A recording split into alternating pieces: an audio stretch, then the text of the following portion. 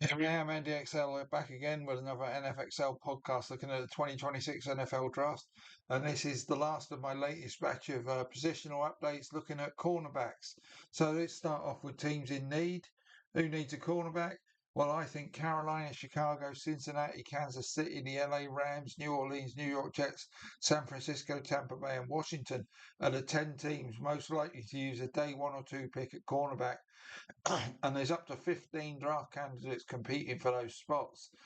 Atlanta, Buffalo, Cleveland, KC for a second time, the LA Chargers, Miami, the Jets again, the Giants, Seattle, and Tennessee could provide another 9 openings for this draft class in the mid rounds, making a total of 20 places for this plenty in this draft class. I have in draftable positions. There's always plenty of quarterbacks taken in drafts, and people always want to add depth at this position as well. So, with supply seemingly outstripping demand, we could see those outside the top 10 in this class as their draft position be affected accordingly. However, in recent drafts, working backwards, 30 cornerbacks got taken in last year's drafts, 36 in 2024 and 2023, 37 in 2022, 38 in 2021, and only 27 in the first year of this decade. Now that's an average of 34 a draft. So all of these on this list could well go in this draft. But 10.66 of that number have gone in the last 2 rounds on average. So maybe I'm looking at 20 going in the first 5 rounds, which could mean all the teams I have mentioned take their cornerbacks in the first 4 or 5 rounds, the rest being taken as depth additions, as I say. So I've got 4 in round one right now, and I reel them off. Mansour Delaney of LSU at 10 on my big board. Jamal McCoy of Tennessee's at 12. Avion Terrell of Clemson at 24. And Colton Hood of Tennessee at 30. So 4 round one candidates I have right now. And I have another 4 in round two, who are Chris Johnson of San Diego State at 38. Brendan Cisse of South Carolina at 39. D'Angelo Pons of Indiana at 45, who had a really good pro day recently.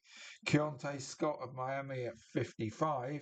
So that's the 4 in round two. So that's 8 through the first 2 rounds. And I've got another 7 in round three, making the 15 that I think could go on days 1 and 2. Those 7 in round three are Traden Stoots of Arizona at 67 on my big board. Keith Abney of Arizona State at 70. Davison Bonison of Ohio State at 73. Malik Muhammad of Texas at 78. Jason Kilgore of South Carolina at 79. Takario Davis of Arizona at 91, and Julian Neal, the Arkansas Razorback, at 96.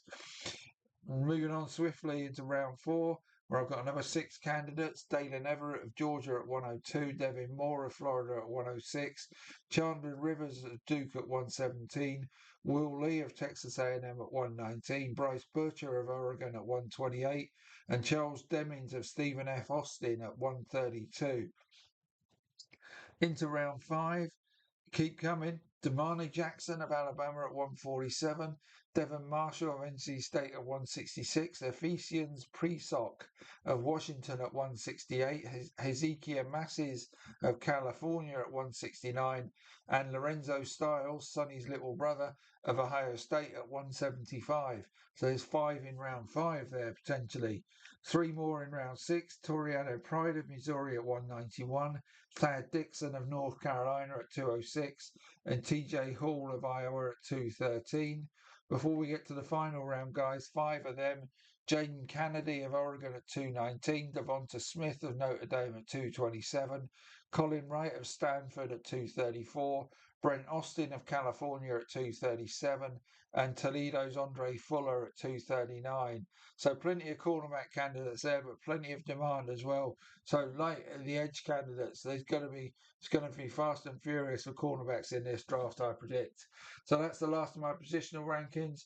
Um, I'll go away and contemplate what my next pieces are going to do, but I think I might have a look at my top, my what I'm calling my magnificent seven in this draft, and why I think they're the magnificent seven, and which teams should probably be looking to take them. So I'll probably do one piece on each of them a day coming up in the near future. So stay tuned for those.